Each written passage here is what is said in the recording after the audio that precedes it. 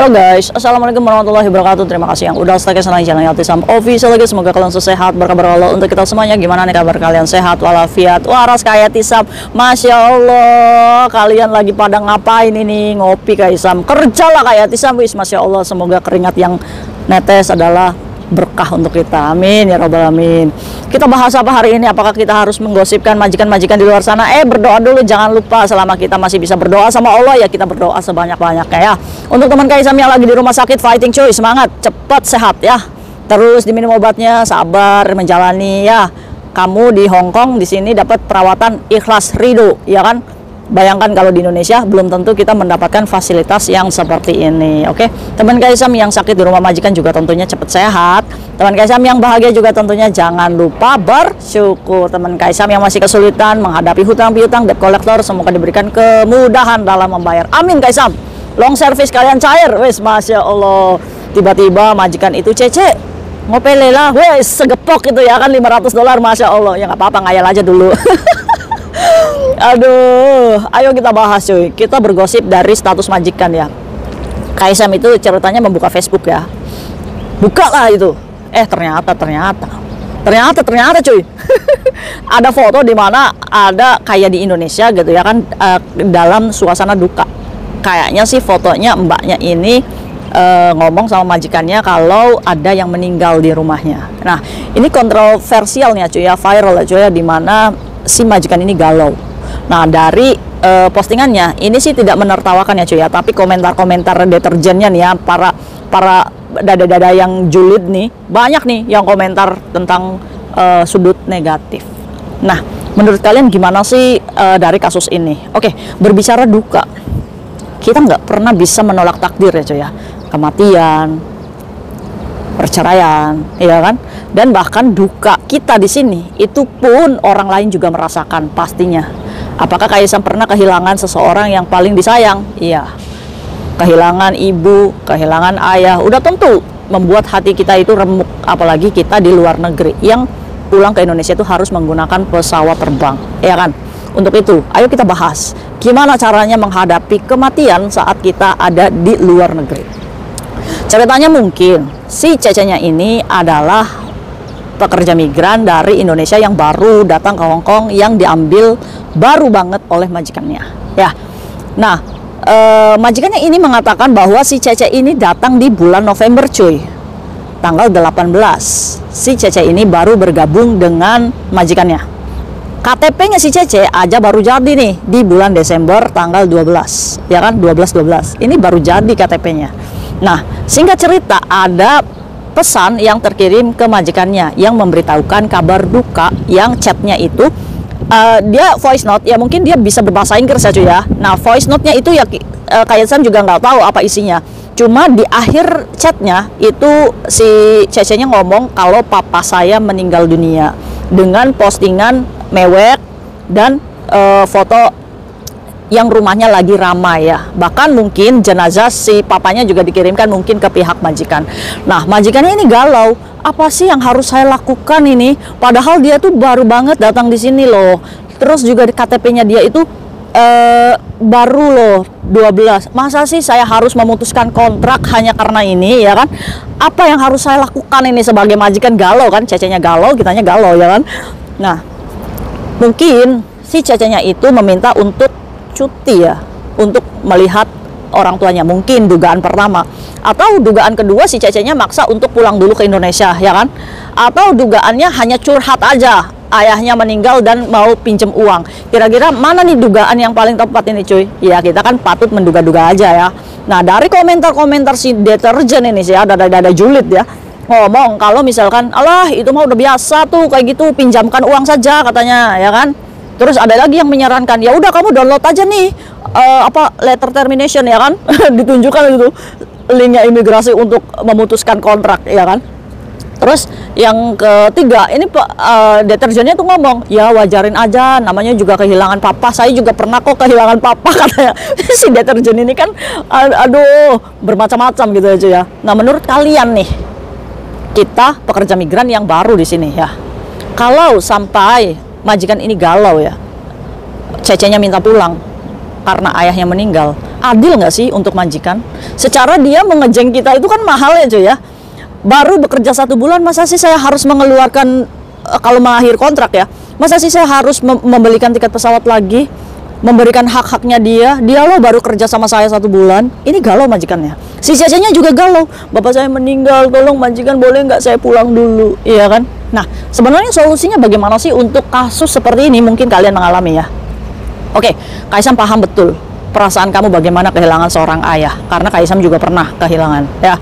Nah, yang harus kalian lakukan sebelum kalian datang ke Hong Kong, ini kan otomatis kalian tahu kondisi keluarga kalian di rumah ya cuy. Papa kita mungkin lagi sakit, atau keluarga kita memang lagi diuji kekurangan. Kamu harus tanamkan dalam ingatan. Kalau misalkan posisi kamu adalah seorang ibu dan punya anak, masih punya orang tua, pastikan dulu kamu sebelum berangkat ke Hong Kong, kamu mendapatkan izin dari mereka, terutama anak kamu. Jangan sampai saat anak masih belum bisa melepaskan kamu untuk pergi ke luar negeri, kamu pergi. Kecuali anaknya masih kecil ya. Nah, begitupun orang tua. Jangan sampai kamu pergi ke luar negeri sebelum mendapatkan ridho dari orang tua. Ngomong apa adanya, Pak, saya berangkat dulu ya ke luar negeri. Nah, terus kamu ngomong nih, kalau misalkan Papa ada apa-apa di sini, kalau saya nggak bisa pulang, nggak apa-apa ya Pak. Harus paksakan seperti itu. Karena saat kamu bekerja ke luar negeri, yang harus kamu lakukan adalah kuat mental, coy. Walaupun kenyataannya kita harus kehilangan orang tua. Toh, bayangkan, orang tua kita sudah meninggal, ya kan? Orang tua kita sudah meninggal, coy. Kalaupun kita memaksakan pulang, itu kita hanya melihat sosok jasad ya, iya kan?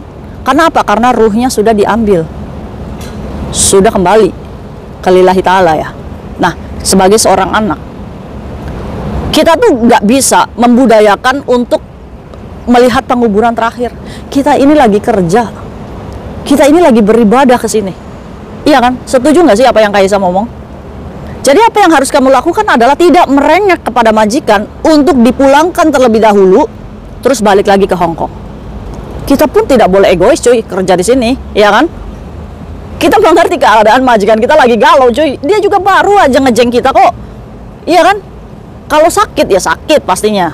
Nah, menurut kalian setuju nggak sih apa yang Kaisam saranin? Ini bukan berarti kita nggak punya hati aja ya, tapi kita kan harus profesional kerja juga. Sebagai seorang yang sudah dewasa, kita harus berpikir kayak gini.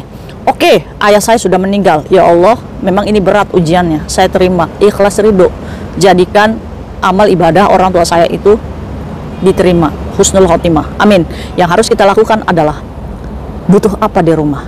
Kaisam dia kan baru kerja, gaji aja belum ada, ya kan? Atau mungkin dugaan kedua, si mbaknya ini minjem duit ya untuk penguburan orang tuanya, ya kan? Kalau hanya meminjam uang, ya kan? Ya Kaisam rasa normal sih ya, normal. Tapi kita juga harus sadar nih, budaya orang Hong Kong ini tidak bisa selalu mengerti bahwa kita meninggal itu butuh duit. Ya, buat kalian bundir nih ya, meninggal itu butuh duit, cuy. Maka dari itu jangan kalian itu meninggoy dulu sebelum kalian punya duit.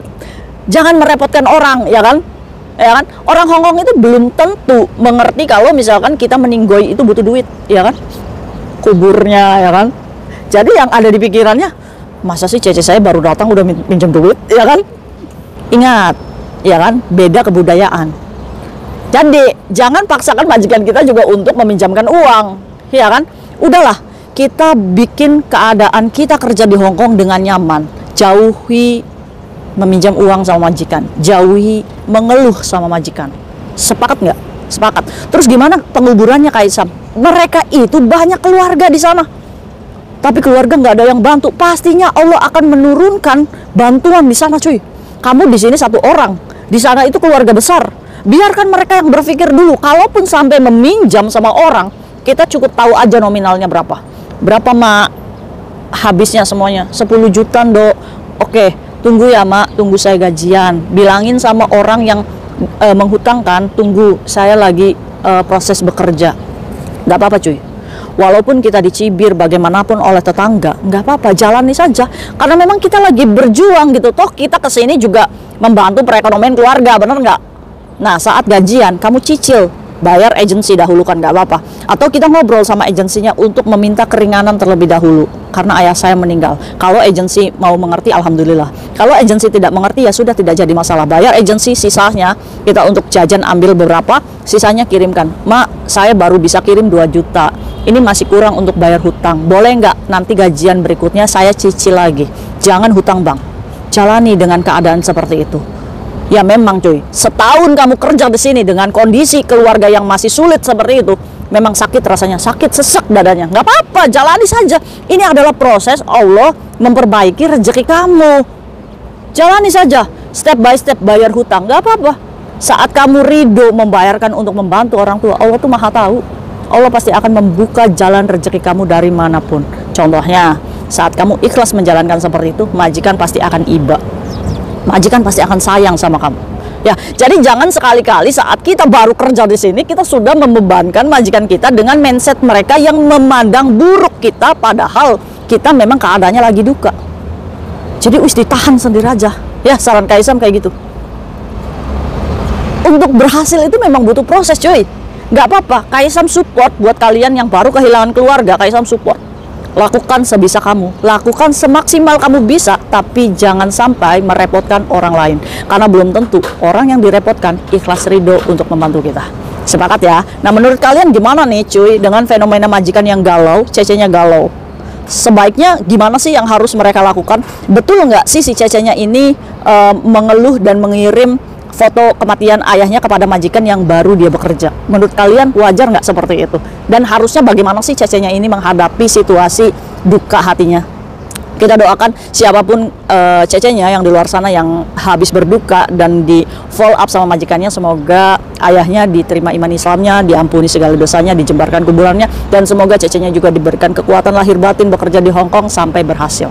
Semangat kakak, Kaisam dukung, support, dan semoga ceritanya ini bisa menjadikan pembelajaran kita, anak-anak baru yang mungkin keadaannya sama, kehilangan orang tuanya, bertahan. Karena kamu jauh-jauh dari Indonesia ke sini untuk merubah masa depan keluarga kamu. Jangan sampai hanya karena ujian kematian kamu menyerah. Saya know ya. Tapi kamu harus jadikan motivasi tuh. Oke, ayah saya sudah nggak ada. Saya belum bisa memberikan pengobatan yang terbaik. Ingat, masih ada ibumu, masih ada anakmu. Lakukan yang terbaik untuk mereka dengan berjuang bekerja di sini. Oke? Wis, mantap, Masya Allah, enak banget Kaisam kalau ngomong kayak tukang obat. Is nggak apa-apa. Ya, see you next video, Bapak ya. Assalamualaikum warahmatullahi wabarakatuh. Bye.